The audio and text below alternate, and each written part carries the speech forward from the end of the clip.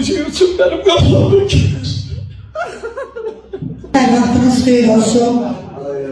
Çok değerli şehit valideleri, hürmetli rayon resimleri, ictimaiyyət nümayəndələri.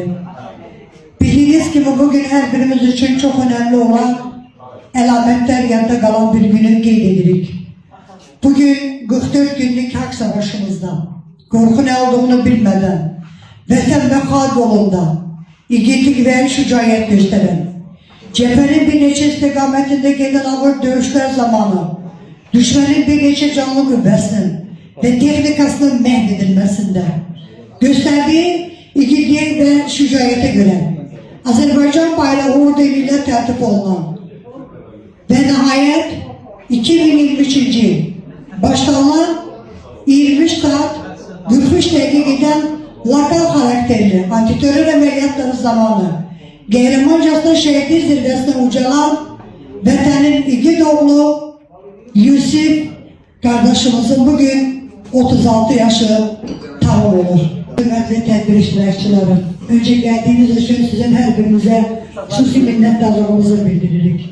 Buradan Bakı'dan, Bədədən, Goranboydan, Yevlaxdan, Qobustandan, Samuqdan gelen qonaqlarımız var ki, bir onları ben her birine bura təqdim edeceğim, danışacaklar. Ben istəyirəm Nailə xanın yanında özüm yaxınlaşam. Bu bizim hakkımızdır, borcumuzdur. Ama Ələsgər dayımın özüm yanıma çağıracağım. Ələsgər əmə, yakın gel. Demek ben TikTok sayfama 135 yıl yubileyden sonra gittim, bizim bir atabala şeklimiz var. Orada ben bir şekil koydum.